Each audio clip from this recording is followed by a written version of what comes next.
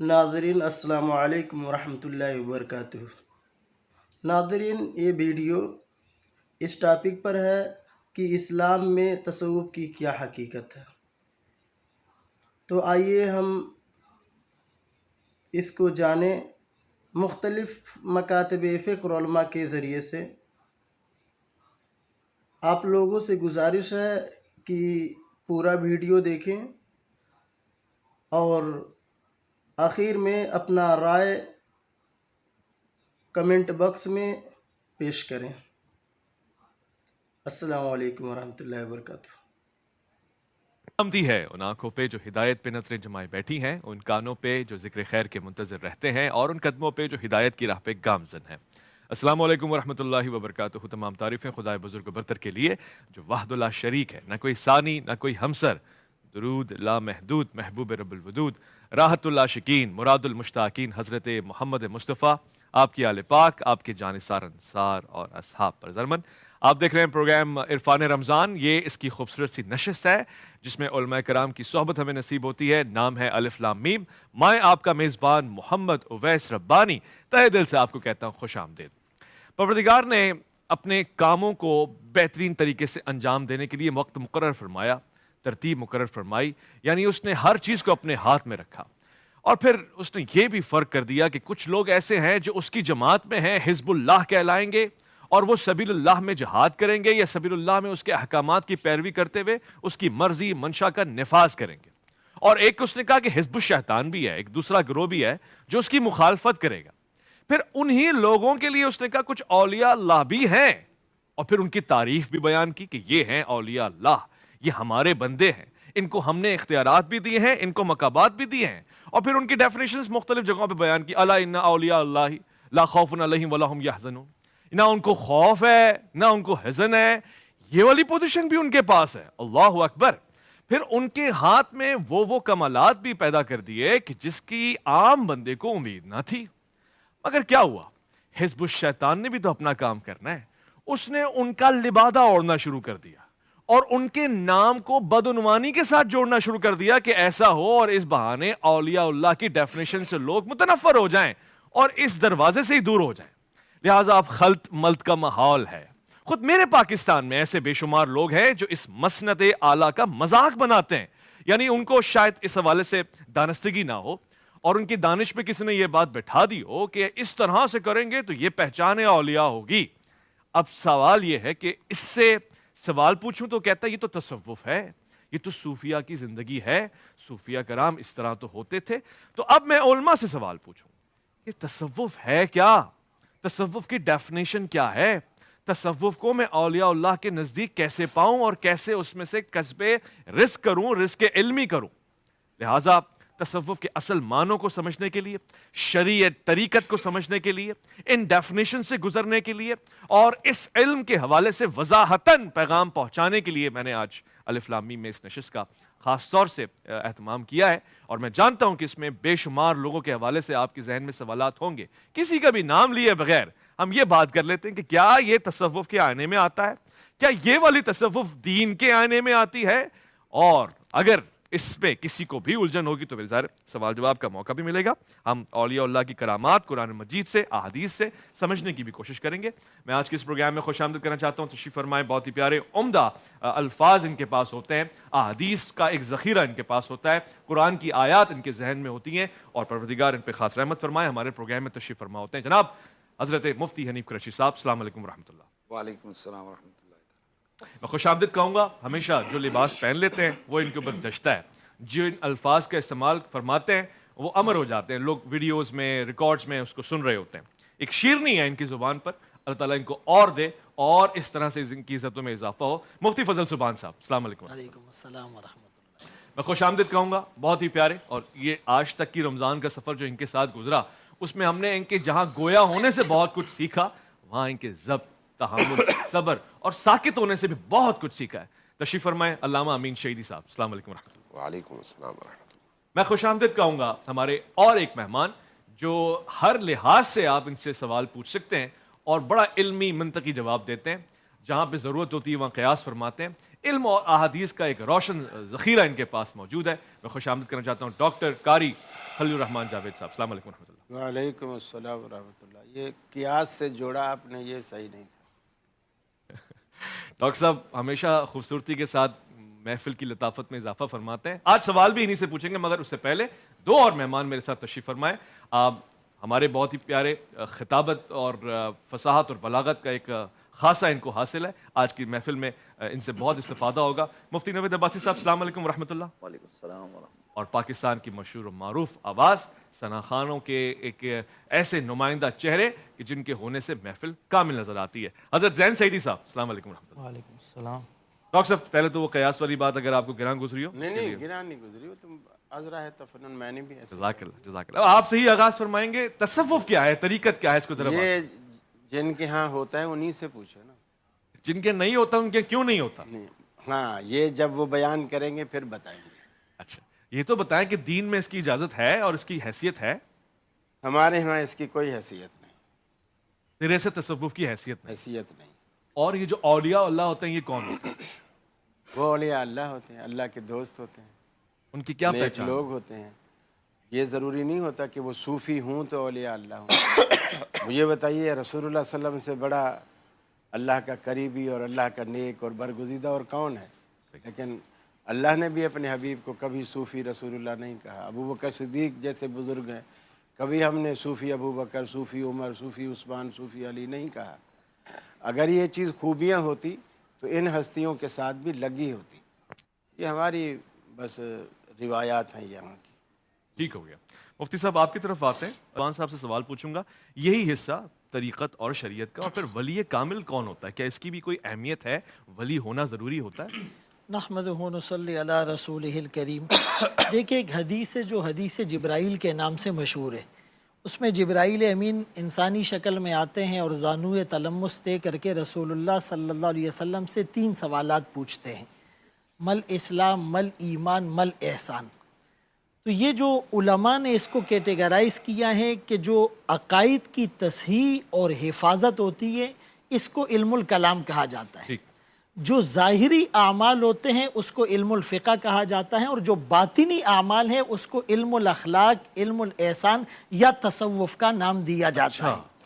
रिसाला कुशैरिया में लिखा है कि तसव्वुफ़ हर आला खुलुक़ में दाखिल होने का नाम है और हर जलील खुलुक़ से निकलने का नाम है। अच्छा। मुजद्दिद अल-फ़सानी रहमतुल्लाह अलैह ने फरमाया कि तसव्वुफ़ शरीयत पर इखलास से अमल करने का नाम है।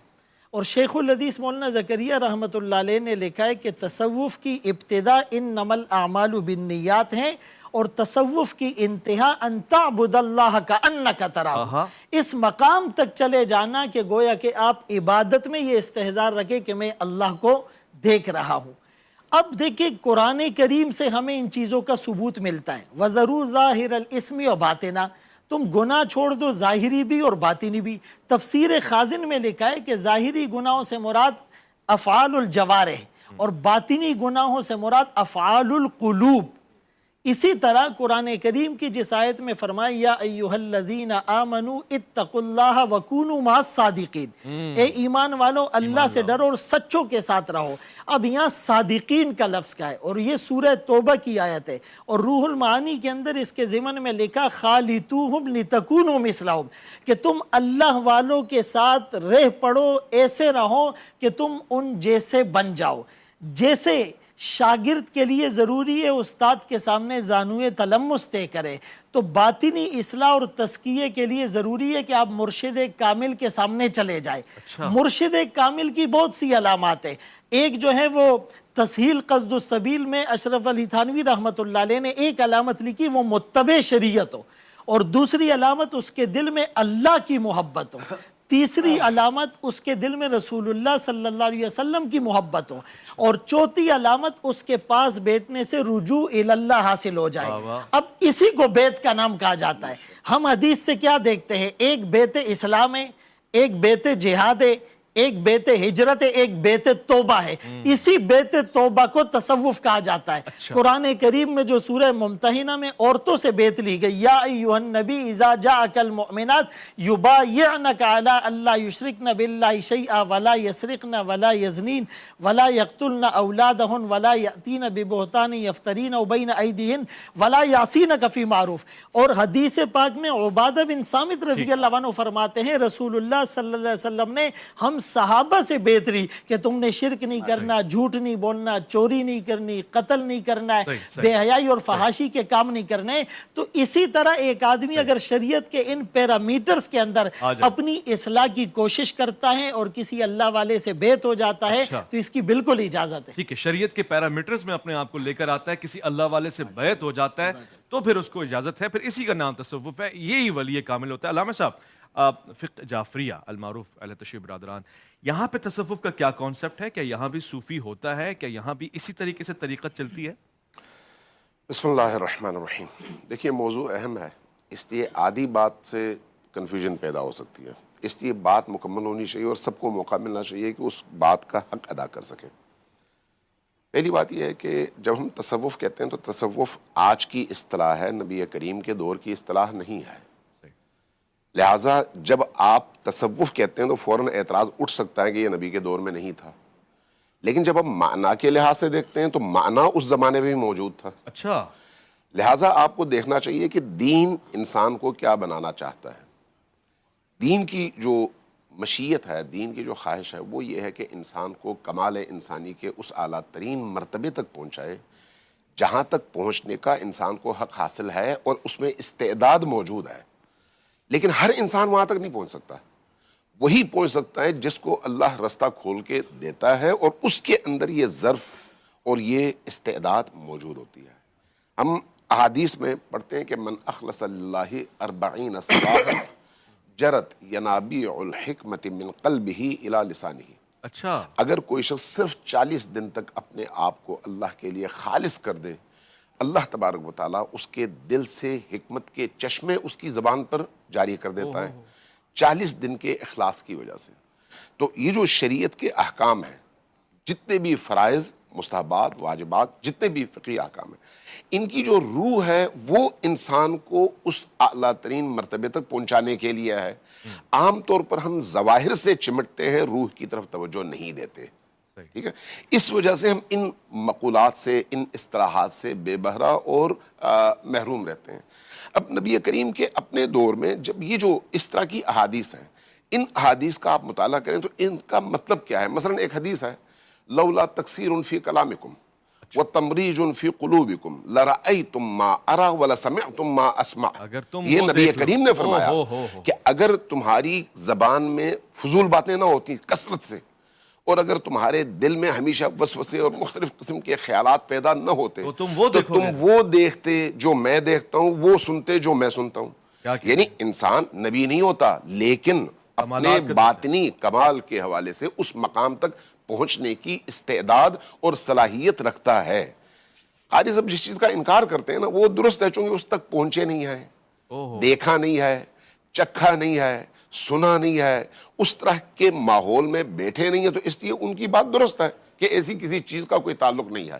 لیکن جن لوگوں نے چکھا ہے وہ اس کو کیسے منکر ہو، اس کے کیسے اس کا انکار کریں. لہٰذا یہ دو پہلو ہیں، ایک ظاہر دین ہے اور ایک باطن دین ہے. ظاہر دین اس باطن تک پہنچنے کے لیے ہے، لیکن ہر بندہ نہیں پہنچ سکتا. ہم جتنے بھی یہاں پر لوگ بیٹھے ہیں ظواہر پر عمل کرتے ہیں اور کہتے ہیں اللہ کا شکر ہے ہم نے ظاہر پر عمل کیا. لیکن آپ ذرا غور سے تھوڑی دیر کے لیے سوچیں، جو نماز میں اور آپ پڑھتے ہیں، رسول اللہ اگر یہی نماز پڑھیں جو ہم پڑھتے ہیں تو ان کے لیے گناہ کبیرہ ہے یہ. اس لیے کہ یہ نماز ہماری جو ہے وہ کہاں اور رسول کریم کی نماز کہاں، چونکہ وہ اللہ کی ذات میں مکمل طور پر محو اور غرق ہونے کا نام ہے، اور ہم ہزاروں قسم کے خیالات اور ہزاروں قسم کی شائبات کے ساتھ ایک عبادت انجام دیتے ہیں اور ہمیں پتہ بھی نہیں ہوتا کہ ہم کب کیا انجام دے رہے ہیں. لہٰذا یہ جو عبودیت اور بندگی ہے یہ انسان کو اس مقام تک پہنچا سکتی ہے. ہاں، نبی کریم کے دور میں یہ موجود تھا. نبی کریم صلی اللہ علیہ وآلہ وسلم نے جن اصحاب کی، جن پاکیزہ ترین نفوس کی تربیت کیا ہے، جن میں سر فہرست امیر المومنین ہے.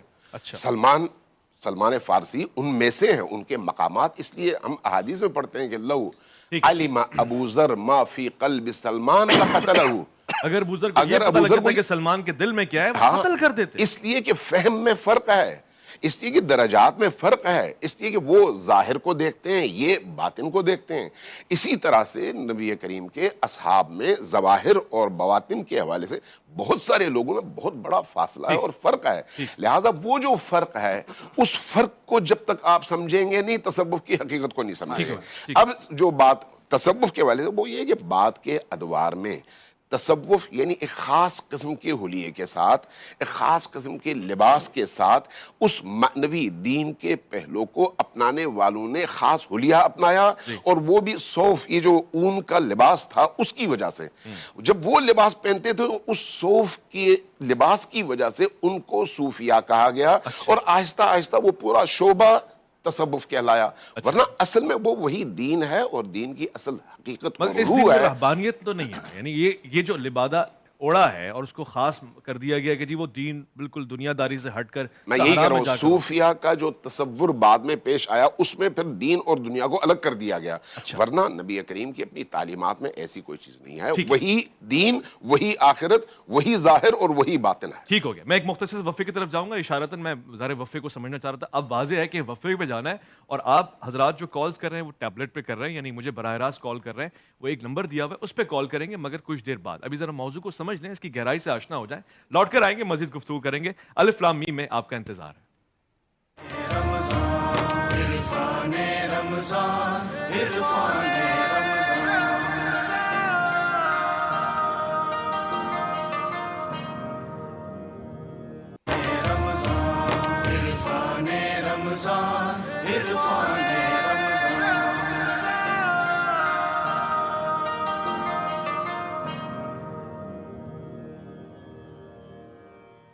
خوش آمدید. الف لام میم علماء کی نشست عرفان رمضان کی یہ جی ٹی وی کی خصوصی رمضان نشریات.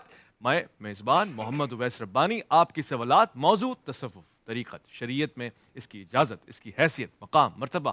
حضرت حکیم الامت ڈاکٹر محمد علامہ اقبال صاحب نے 2 شعر ایسے کہے کہ جس کے اندر درمیان میں شاید ہمیں راہ نجات مل جائے تصوف کے حوالے سے. ایک طرف تو آپ نے کہا تصوف، تمدن، شریعت تمام، بتانے عرب کے پجاری تمام، حقیقت خرافات میں کھو گئی، یہ امت روایات میں کھو گئی. مگر دوسری طرف آپ نے جو مقام و مرتبہ بیان کیا وہ بھی الگ انداز سے. دارا و سکندر سے وہ مرد فقیر اولا، اور جس کی فقیری میں بوئے اسد اللہ ہی، اور اپنے بیٹے کو کہہ رہے ہیں کہ میرا طریق امیری نہیں فقیری ہے، خود ہی نہ بیچ غریبی میں نام پیدا کر. لہٰذا اب ہمیں یہ فیصلہ کرنا ہے کہ صحیح راستہ اعتدال کا کون سا ہے، اور تصوف کو کس پہرائے میں آج آسانی سے سمجھایا جا سکتا ہے. میں اس گفتگو کو آگے بڑھاتا ہوں. ڈاکٹر صاحب آپ کی طرف لے کر آتا ہوں. مفتی صاحب نے گفتگو فرما لی اور بتایا کہ صوفی تو اللہ کے رسول کی ذات بھی ہے، یہ تو کمال درجہ ہے ولایت کا اور اچھے کمالات کا. ڈاکٹر صاحب کوئی کتاب لے کر آئے شاید اپنے ساتھ. جزاک اللہ ڈاکٹر صاحب. میرا آج بڑا کتابوں دل کا کیا ہے؟ تھا حضور کہ کے آج لیے نہیں میاں کہا میں محمد نے. بشر کا کلام سنتے حدیث یا کی پھر کتابوں مہر علی شاہ میں. صاحب کا کلام سنتے. آج ظاہر ہم نے اس طرف جانا تھا. میں آپ کو پھر سے واضح کر دوں، ہمارا موضوع جو ہے وہ یہ چل رہا ہے کہ موجودہ دور میں بھی اور قبل میں بھی ہم تصوف کے معنوں کو سمجھیں، کہیں کہ یہ صوفی ہے، یہ صوفی نہیں ہے، اور پھر ہم مزید آگے جا سکیں، اس بحث سے آگے جا سکیں. لہٰذا ہم جب لوٹ کر آئیں گے تو میں ذہن سیدھی سے آپ کو زحمت دوں گا. میرا دل تھا کہ ابھی ہی کلام سنتے ہم تاکہ ماحول بھی ذرا سازگار ہو جاتا، مگر وفے کی طرف جا رہے ہیں. لوٹ کے بھی آئیں گے، آپ کے سوال جواب بھی لیں گے خوبصورتی کے ساتھ. عرفان رمضان الف لام میم میں آپ کا انتظار ہے.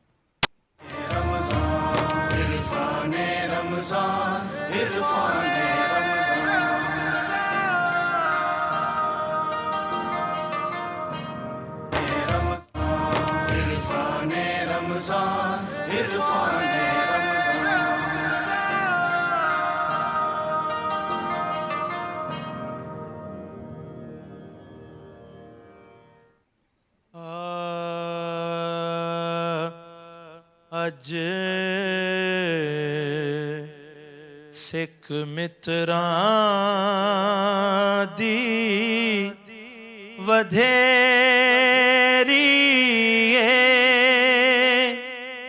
क्यों दिलड़ी उदास घनेरी लो विच विच शौक चंगेरिए अज नैना लाया क्यों जड़ियां इस सूरत नूं मैं जाना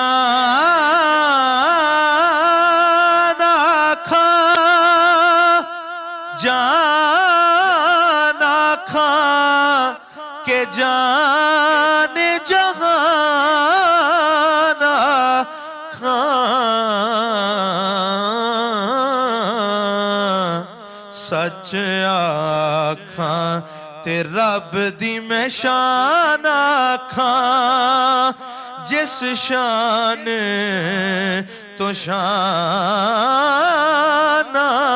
सब बनिया अज सिख मित्रां दी वधेरी है। और पीर साहब क्या फरमाते हैं, लाहो मुख थी मुखतत बुर्दे यमन मन भावरी झलक दिखाओ मिठन हो मिठियां गाली अलाओ सजन जो हमरा वादी सन करियां अज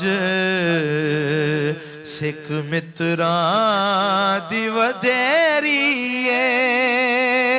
और मक्ता के सुबहान अल्लाह मा अज मलका मा ahsana ka mayak malaka Subhanallah Allah Allah Allah Allah Subhanallah ma ajmalaka ma ahsana ka mayak malaka kithe mehre Ali किथे तेरी सना गुस्ताख अखी किथे जाड़ियां अज सिख मित्रां दी वधेरी क्यों दिलड़ी उदास घनेरिए लो विच शौक चंगेरिए अज नैना लाया क्यों जड़ियां सुभान अल्लाह सुभान अल्लाह सुभान अल्लाह सुभान अल्लाह मा अकमलका मा अहसनका मा अजमलका।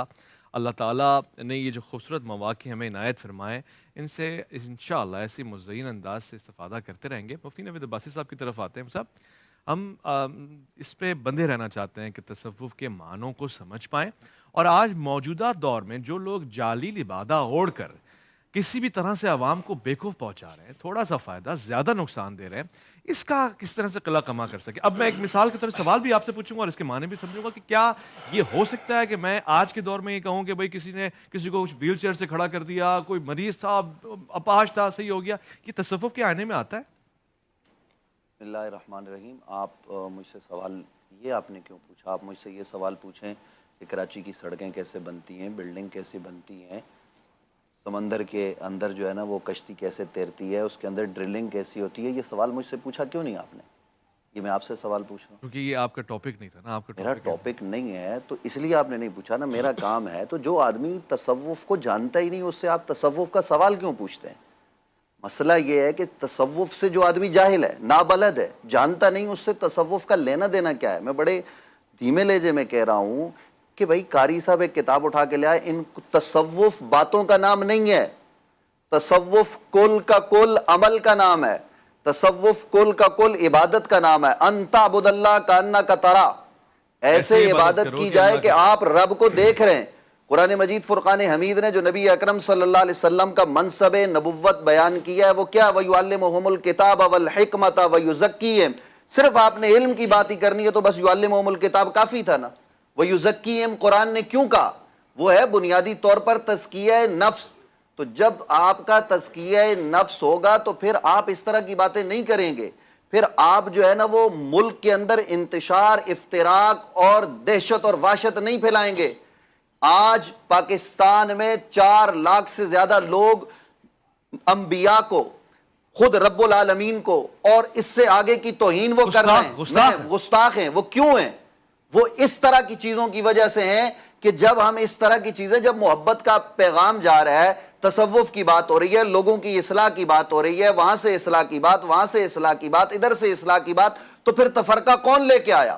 یہ قوم بھی پہچانے کہ ہم کس طرف جا رہے ہیں. اور ان لوگوں کو جن لوگوں کے متعلق آپ نے سوال کیا کہ جناب وہ جعلی لبادے میں ہیں, تو ان کو کوئی جعلی لوگ تقویت بھی پہنچاتے ہیں, وگرنہ ہم انہیں کنڈیم کرتے ہیں نا, ہم ان کی مذمت کرتے ہیں کہ جو مزارات پر مرد و عورت کا اختلاط ہے وہ بازار میں بھی جائز نہیں ہے, اور مزار تو مقدس مقام ہے, وہاں پر بھی جائز نہیں ہے. یہ تو ہم کہتے ہیں نا, یہ ہمارا نظریہ ہے. اور پھر صوفیاء کا طریقہ کیا ہے؟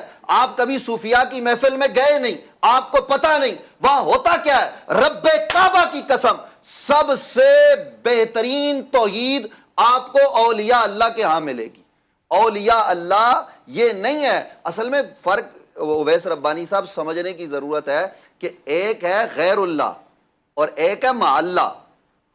ہم یک جو ہے نا وہ جنبش قلم غیر اللہ پر جو مع اللہ ہیں ان کو لے آتے ہیں. بھئی کچھ لوگ ہیں جو اللہ کے ساتھ ہیں, وہ صالح المومنین ہیں, قرآن مجید فرقان حمید نے ان کی بات کی ہے, وہ اللہ کی مدد کرتے ہیں. تو بندے اللہ کی مدد کیسے کر سکتے ہیں؟ یہ سمجھنے کی بات ہے, یہ سوچنے کی بات ہے. تو اس لیے یہ صحابہ کرام رضوان اللہ تعالیٰ علیہم اجمعین کے زمانے میں بھی صحابہ کی کیٹاگریز تھی. حضرت محمد رسول اللہ صلی اللہ علیہ وسلم نے جناب خالد بن ولید سے یہ نہیں کہا کہ مسجد میں نماز پڑھاؤ, ان کو جہاد پہ بھیجا ہے. اور وہ جو نماز پڑھانے والے تھے ان سے یہ نہیں کہا کہ تم جا کے جہاد کرو. تمام صحابہ کی اپنی اپنی ذمہ داریاں نبی علیہ السلام نے لگائی ہیں. تو اس وقت ہماری ان باتوں سے جو نوجوان نسل, مجھے آپ یہ بتائیے کہ یہ کتاب اٹھانا اور یہ کرنا, اس سے ایک معاشرے کے آپ جیسے جوان کو, چلے آپ تو ماشاءاللہ دیندار ہیں, لیکن جو کیڈٹ کالج میں یا کہیں پہ بھی پڑھتے ہیں, یونیورسٹی میں پڑھتے ہیں, وہ تو کل آپ کے خلاف اس کو بطور ہتھیار استعمال کریں گے. ہم ان کی اصلاح کے لیے ہم کیا کر رہے ہیں؟ اصل مقصد تو تصوف کا یہ ہے کہ یونیورسٹی کالج کے ان لوگوں کو ہم پاکیزہ بنائیں, وہ جو بے حیائی کی دلدل میں جا چکے ہیں ان کو نکال کر پاکیزہ معاشرے کی طرف لے کر. اس میں بھی کوئی شک نہیں ہے, اور اس میں بھی کوئی شک نہیں کہ بہت سے لوگ جال سازی کے ذریعے لوگوں کو بیوقوف بنا رہے ہیں. تو ہمیں اس کو کلیئر بھی کرنا ہے, یہ بھی علماء ہی کا کام ہے. انشاءاللہ آپ دیکھیں گے لاہور میں اس وقت اذان کا وقت ہوا ہے, تو ہم ذرا ٹائمر کو سن کے واپسی یہاں پر آئیں گے, مفتی فضل سبحان صاحب سے سوال کریں گے.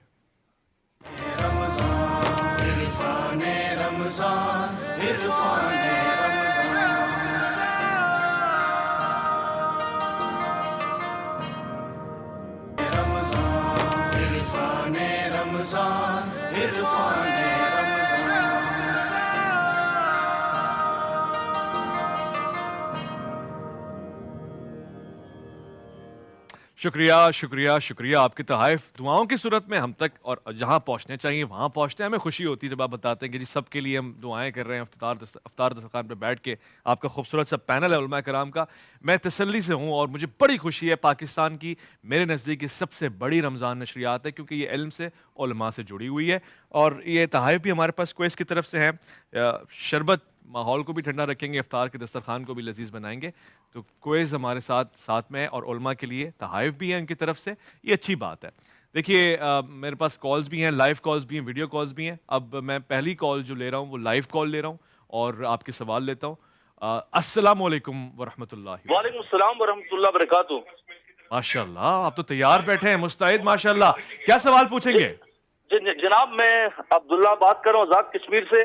बड़ा अच्छा प्रोग्राम चल रहा था, बहुत खुश, आज दिल बहुत रंजीदा हुआ है। मेरा सवाल मुफ्ती खलील साहब से है। अल्लामा इब्ने क़य्यिम की किताब और रूह का मुताला करें। मेरा सवाल मुफ्ती खलील साहब से है। अल्लामा इब्ने तैमिया की किताब मजमूउल फतावा, जो उन्होंने 11 जिल्दें लिखी हैं, एक जिल्द तसव्वुफ के नाम पर है, पूरी जिल्द तसव्वुफ के नाम पर है, और सारी बातें लिखकर आगे उन्होंने लिखा है कि सूफी जो होता है अल्लाह तबारक व तआला कश्फ के जरिए इनका दरवाजा दिल का खोल देता है। ये अल्लामा इब्ने तैमिया पर क्या फतवा लगाएंगे? 11 जिल्दें लिखा, मजमूउल फतावा, एक पूरी जिल्द लिखी हुई है तसव्वुफ के बयान पर, उनको कंडम करें, उन पर क्या फतवा लगाएंगे? इन्होंने आज पूरे बरसगीर के मुसलमानों को जो इन्होंने ठीक है कश्मीरी भाई, ठीक है, ठीक है, तौबा करनी चाहिए। ठीक है कश्मीरी भाई, बहुत शुक्रिया कश्मीरी भाई आपका। केड़े प्रोग्राम, केड़े लोग साडा प्रोग्राम देख रहे हैं माशाल्लाह, इतनी किताबें पढ़ रहे डॉक्टर साहब, आप ही संभालें। अब आप क्या कहते हैं? ठीक है, उनका मशवरा मानूंगा मैं। मजमूउल फतावा इब्ने तैमिया ने इस हवाले मैं से कह रहा हूँ ना कि हम मजमूउल फतावा को देखेंगे। ठीक है, ठीक, इन्होंने बहुत यही अच्छा, मशवरा दिया, बहुत अच्छा, इख्तिसार और देखिए मोहब्बत से जवाब आया, कितना प्यारा जवाब आ गया जी। व्हाट्सएप की वीडियो कॉल्स हमारे पास जो आई हैं, बिस्मिल्लाह करते हैं और उन सवालों की तरफ चलते हैं। क्या फरमाते हैं? अस्सलाम वालेकुम, वलीद महबूब दुबई से बात कर रहा हूँ। मेरे 2 सवाल हैं। सवाल नंबर 1 कि इस्लाम में टखनों से नीचे शलवार रखने पर क्या वहीद सुनाई गई है, और सवाल नंबर 2, क्या अंगूठी पहनना जायज़ है? वज़न के एतबार से अंगूठी का कितना वज़न होना चाहिए, और क्या हम 2 अंगूठियाँ पहन सकते हैं? बहुत अच्छे, बहुत अच्छे, शुक्रिया मुफ्ती फजल सुभान साहब। टखनों से ऊपर वाली बात भी जरा बयां हो। बिस्मिल्लाहिर्रहमानिर्रहीम। देखिए हदीस पाक में आता है मा असफल मिनल काबैन मिनल इज़ारी फिन्नार, कि शलवार का जो हिस्सा टखनों से नीचे रहेगा तो जिस्म का वो हिस्सा जहन्नम में जलेगा। इसी तरह बाज़ मकामात पे जो तकब्बुर की अलामात आई है, और एक मौके पर जो हदीस से हमें खुलासा मिलता है कि जिन लोगों की बख्शिश नहीं होगी, उसमें एक मुज़बिल इज़ारी ही जो अपने कपड़े को या शलवार को वो ज़मीन तक लटकाए रखे। तो एक तो इस एतबार से जो है वो नमाज में और नमाज के बाहर दोनों हालतों में मर्दों के लिए टखनों का खुला रखना ये ज़रूरी है, और औरतों के लिए टखनों का छुपाना ज़रूरी है। आजकल मामला उल्टा हो गया।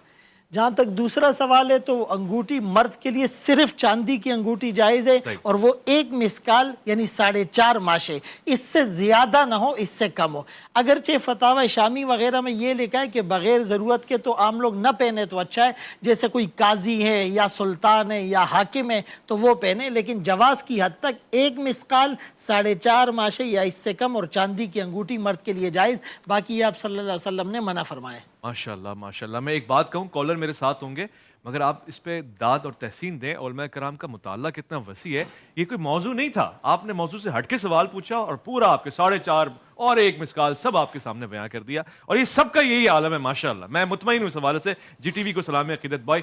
सवाल हमारे साथ पूछने वाला मौजूद है। अस्सलाम वालेकुम वरहमतुल्लाह जी। वालेकुम सलाम सर। माशाल्लाह, कौन सा आप कहाँ से? जी मोहम्मद जावेद चाल हैदराबाद से। आहा, क्या सवाल पूछेंगे जान साहब? अवेद रवन साहब, पहले तो बहुत बहुत शुक्रिया आप लोगों का कि आपने जो बीबी सलाम अलैह के बारे में जो 2 दिन पहले 2 प्रोग्राम किया, मैं आपको पूरी टीम को सलाम पेश करता हूँ अपने तरफ से। बहुत शुक्रिया जान। मेरा सवाल ये है कि बीच में आप लोगों ने पहले जब दूसरे रमजान को एक नात पढ़ी गई थी इस प्रोग्राम में, मुझे उस आप जिसने नात पढ़ी थी उसका नाम ज़हन में नहीं है, उन्होंने नात पढ़ी थी कि बाग़े सिद्दक के बाद जो उसने नात पढ़ी थी कि जन्नत के मालिक बीबी सलाम अलैह है, वो बेशक है। तो उसके खिलाफ फेसबुक पे, सोशल मीडिया पे एक ट्विटर चल रहा है, एक अल्लामा साहब है, मैं उनका नाम नहीं लेना चाह रहा, वो कह रहे हैं कि ये गलत है, ये है, वो है। इसके बारे में आप लोगों का क्या ख्याल है? उसने अल्लामा अनिक कुरैशी साहब के बारे में भी कहा है, आपके बारे में भी कहा है, उनके बारे में जान साहब बहुत क्या कहते हैं? बहुत शुक्रिया जान साहब, आपने प्यारे लहजे में प्यारी बात की, सवाल भी आपने पूछ लिया। मुझे IFB की आवाज नहीं समझ में आ रही है तो बहुत दूर से। दूसरी कॉल पे हम आते हैं जी। अस्सलाम वालेकुम वरहमतुल्लाह। मैं इस पे बात करता हूँ जान साहब, आप जरा मुझे टाइम दीजिएगा। जी कॉलर हमारे साथ। अस्सलाम वालेकुम। हेलो अस्सलाम वालेकुम। वालेकुम अस्सलाम, खैरियत से हैं? जी अल्लाह का शुक्र। क्या फरमाएंगे? उलमाए कराम आपको सुन रहे हैं, क्या सवाल पूछेंगे? सवाल ये है कि कारी खलील साहब से पूछना है کہ حضرت عثمان کی شہادت کا، کہ اس دور میں کہ مسلمانوں میں آپس میں فسادات ہو رہے تھے، پھر آخر میں امام حسین کی شہادت کے بعد وہ مسلمانوں میں وہ ہوا. تو یہ کہنا چاہ رہا ہوں کہ اصل اسلام میں جو زندہ ہوا ہے امام حسین کی شہادت کے بعد ہی ہوا ہے نا.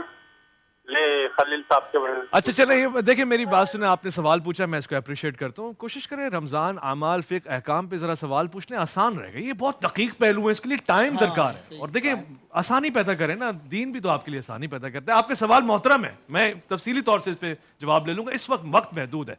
واٹس ایپ کی ویڈیو کال کی طرف آتے ہیں. جی کیا فرماتے ہیں، سوال کیا پوچھتے ہیں؟ سوال کیا ہے؟ جی السلام علیکم ورحمۃ اللہ وبرکاتہ. میرا نام علی عثمان ہے اور میں جرمنی سے ہوں. میرا سوال یہ ہے کہ کیا سود کے پیسے سے جو مسجد بنی ہو، کیا اس مسجد میں نماز پڑھنا کیسا ہے؟ اور دوسرا، یا کسی کے گھر میں ہم مہمان جاتے ہیں تو بعض دفعہ پتہ چلتا ہے کہ وہ گھر انہوں نے سود سے لیا ہوا ہے، تو ادھر اگر نماز ادھر بھی کیا حکم ہوگا؟ اچھا سوال. اچھا میرا دوسرا سوال یہ ہے کہ اہل تشیع لڑکی سے کیا میں نکاح کر سکتا ہوں؟ اچھا چلو. اور یہ میرا سوال اہل سنت والجماعت دیوبند سے. نائس. پہلے میں مفتی حنیف کرشی صاحب سے پوچھتا ہوں، سود کے پیسے سے مسجد بن سکتی ہے، اس میں نماز؟ دیکھیں اس میں غالباً کیا یقیناً کسی مسلمان کی کوئی دوسری رائے نہیں ہے کہ حرام کے مال سے مسجد کو تعمیر کیا ہی نہیں جا سکتا. مسجد کے لیے لازمی ہے کہ وہ حلال طیب مال سے اس کی تعمیر کی جائے. لیکن اگر کہیں ایسا پیسہ بیچ میں آ گیا ہے اور پتہ نہیں ہے لوگوں کو، تو اب اگر کسی نے نماز وہاں پر اپنے طور پر پڑھ لی تو نماز ادا، یعنی فرض ادا ہو جائے گا، فرض سے وہ سبکدوش ہو جائے گا. ٹھیک ہے. اور ایسے کسی کے گھر چلے جاتے ہیں، پتہ ہے کہ سود سے نماز ادا ہو جائے گی، لیکن سودی سے بندہ دور ہی رہے تو بہتر ہے. بہت اچھے. مفتی فضل سبحان صاحب انہوں نے جو پوچھا ہے کہ ان کا نکاح کا ارادہ ہے کسی غیر اہل سنت سے، تو ہو جائے گی؟ دیکھیں بنیادی طور پہ جب آدمی کسی سے شادی کرتا ہے نا، تو اس میں ایک چیز تو یہ دیکھتا ہے کہ مال کے اعتبار سے، حسب کے اعتبار سے، دینداری کے اعتبار سے اور خوبصورتی کے اعتبار سے. اگر کوئی لڑکی بہت زیادہ بیمار اور کریٹیکل کنڈیشن میں ہو جسمانی طور پہ، تو کوئی اس سے شادی کرے گا؟ تو روحانی طور پر آپ کا جو اپنا عقیدہ ہے، آپ اس کے مطابق دیکھیں کہ وہ موحد ہو، اللہ کی توحید اور آقا کی رسالت، اہل بیت اطہار کی محبت، صحابہ کی عظمت، قرآن میں اس کے بارے میں تحریف کا عقیدہ نہ ہو، بدع کا عقیدہ نہ ہو. یعنی جو احکامات ہمارے سامنے ہیں، اگر 100% آپ اس سے مطمئن ہیں تو نکاح کر سکتے ہیں. اس کو الگ سے ہم ناموں کے ساتھ جو ہے وہ امتیاز نہیں کر سکتے، وہ علماء سے فتویٰ لے لیجیے. بہت اچھا. شریف صاحب آپ بھی اس پہ رائے دیتے ہیں جو سوال پوچھا گیا دوسرے پہلو سے، کہ کیا آپ اس طرف سے کرنے پہ، سنی لڑکے لڑکی کے ساتھ شادی کرنے پہ کیا رائے ہے؟ بسم اللہ الرحمن الرحیم. دیکھیے بنیادی بات میرا خیال ہے مفتی سبحان صاحب نے کر دی ہے کہ توحید، رسول اللہ کی رسالت، خاتمیت، قرآن کی صداقت اور وحی من جانب اللہ ہونا، اسی طرح سے معاد پر ایمان، یہ وہ بنیادی ترین عقائد ہیں جن کی بنیاد پر ایک شخص اسلام کے دائرے میں داخل ہوتا ہے. اب اگر یہ چیز کسی میں ہے تو پھر شادی اور نکاح میں کوئی ممانعت نہیں ہے. ہاں جب آپ کسی سے شادی کرنا چاہتے ہیں تو ذہنی ہم آہنگی دیکھتے ہیں، خاندانی پس منظر دیکھتے ہیں، تعلیم دیکھتے ہیں، مزاج دیکھتے ہیں. یہ دو بھائیوں کے گھروں میں بھی اختلاف اس طرح کا ہو سکتا ہے، اور اگر دو مختلف قبائل ہوں لیکن ان بچوں کے درمیان ہم آہنگی ہو تو وہ شادی چل سکتی ہے. لیکن دو بھائیوں کے گھروں میں اس طرح کا فکری اختلاف ہو تو یہ شادی نہیں چل سکتی. لہٰذا جو معیارات ہیں اس کے مطابق تو نکاح میں کوئی حرج نہیں ہے اور ہو سکتا ہے. چلو ٹھیک، جواز کی بات مل گئی ہے. ایک اور کالر ہمارے ساتھ. السلام علیکم ورحمۃ اللہ. السلام علیکم. وعلیکم السلام. حضور کون سا آپ، کیا سوال؟ میں سید زین العابدین بات کر رہا ہوں سر، ننکانہ صاحب سے. زین العابدین کیا فرمائیں گے؟ سر میں یہ عرض کرنا چاہتا ہوں، میرا سوال مفتی حنیف قریشی صاحب سے ہے اور مفتی امین شہیدی صاحب سے ہے. سوال یہ ہے کہ درود ابراہیمی پڑھا جاتا ہے، اس میں آتا ہے اللہم صلی علی محمد وعلی آل محمد کما صلیت علی ابراہیم وعلی آل ابراہیم. آل ابراہیم پہ درود پڑھا جاتا ہے، تو ہمارے نزدیک جو آل ابراہیم ہے وہ نبی پاک کے جد امجد پاک ہے. تو نبی پاک کے جد امجد پاک جو ہے وہ سارا خاندان جو ہے نبی پاک کا وہ پاک خاندان ہے جس میں آپ سرکار تشریف لائے. تو ابو جہل کو نبی پاک کا چچا قرار دیا جاتا ہے کہ ابو جہل نبی پاک کے چچا ہے، جبکہ نبی پاک کے چچا جو ہے وہ ایک سیدنا عمران ہے، دوسرے ہیں سیدنا امیر حمزہ، تیسرے سیدنا امیر عباس ہے، اور اس کے بعد امیر حارث ہے۔ ابو لہب کو بھی جوڑا جاتا ہے کہ یہ نبی پاک کے چچا ہیں، اور ابو جہل کو بھی جوڑا جاتا ہے اختصار کہ ابو جہل جو ہے- قبلہ پیارے قبلہ، اختصار، سوال ہوتا ہے محدود، جواب کو تھوڑا وقت کیسے ملے گا اگر آپ اتنا سارا سوال ہی پوچھ لیں گے تو؟ اختصار چلے، میں نے آپ کا لے لیا، سوال لے لیا، بہت شکریہ۔ ویسے مفتی صاحب کون لوگ پروگرام دیکھ رہے ہیں ہمارا؟ کتابیں ساری کھلی ہوئی، پورا شجرہ سنا رہے ہیں، جواب دے دیں اس پہ۔ دیکھیں اگلے سال انہی لوگوں کو یہاں پینل پہ بیٹھنا چاہیے۔ ماشاء اللہ جی، ماشاء اللہ۔ دیکھیں یہاں جو مطلب ہے کہ اللہم صلی علی محمد وعلی آل محمد کما صلیت علی ابراہیم وعلی آل ابراہیم، تو آل ابراہیم میں ہر وہ مومن اور موحد ثابت ہیں جو یا شامل ہیں، جس طرح ابراہیم علیہ السلام کی اولاد میں سے دیگر انبیاء علیہ السلام ہیں اور دیگر جو مومنین ہیں، تو ان پر واقعی بالکل درود ہے، اور ہمارے نبی پاک صلی اللہ علیہ وسلم کا پورا نسب جو ہے وہ طیب اور طاہر ہے، جیسے کہ حضور نے فرمایا کہ لم ازل انتقلوا الا من اصلاب الطاہرین الی ارحام الطاہرات، کہ میں ہمیشہ پاک باپوں کی پشتوں سے پاک ماؤں کے رحم میں منتقل ہوا۔ اور بخاری اور مسلم یعنی سیاق کی حدیث ہے، اللہ کے نبی نے فرمایا کہ اللہ تعالیٰ نے آدم علیہ السلام سے لے کر میرے والد تک میرے پورے کے پورے نسب کو صفاق سے، یعنی بے حیائی اور برائی کے گناہ سے اللہ تعالیٰ نے بچا کے رکھا۔ تو جب بے حیائی اور برائی کا گناہ اللہ تعالیٰ گوارا نہیں کرتا کہ نسب رسول میں یہ داخل ہو، تو کفر اور شرک یہ تو بہت بڑے گناہ ہیں، یہ وہاں گوارا کیسے ہو سکتا ہے؟ صحیح ہو گیا۔ تو اس لیے حضور کا پورا نسب جو ہے وہ طیب اور طاہر ہے۔ ہم یہ گوارا نہیں کر سکتے، یہ گمان بھی نہیں کر سکتے کہ اللہ تعالیٰ ایک جوہر نبوت کو کسی ناپاک ظرف کے اندر۔ ٹھیک ہے، مفتی امین شہیدی صاحب سے بھی سوال پوچھا انہوں نے، جواب تو سوال انہوں نے دے دیا۔ درود جو ہم درود ابراہیمی بیچتے ہیں اس حوالے سے اپنی رائے دے دیں۔ دیکھیے، درود کے حوالے سے کوئی شک نہیں ہے کہ اصل درود اللہم صلی علی محمد و آل محمد یا وعلی آل محمد ہے۔ یہ جو بعد والا حصہ ہے کما صلیت علی ابراہیم وعلی آل ابراہیم انک حمید مجید، یہ حوالہ ہے ماضی کے حوالے سے کہ بارالہ جس طرح تو حضرت ابراہیم اور ان کی آل پر درود بھیجتا تھا، اسی طرح سے نبی اور ان کی آل پر درود بھیج۔ تو یہ ظاہر ہے قرآن کریم کا حکم بھی ہے، ان اللہ و ملائکتہ یصلون علی النبی یا ایھا الذین آمنوا صلوا علیہ وسلموا تسلیما۔ اگرچہ قرآن کریم میں آل کا تذکرہ نہیں ہے، لیکن خود نبی کریم کے کلام میں آل کو شامل کرنے کا باقاعدہ شعوری طور پر پوری توجہ سے حکم ہے کہ آل کو مجھ سے الگ نہ کرو، اور اس لیے یہ جو وعلی آل ابراہیم کا حصہ ہے یہ بتاتا ہے کہ جب حضرت ابراہیم کی آل کو تم الگ نہیں کر سکتے تو نبی کی آل کو کیسے الگ کر سکتے ہو؟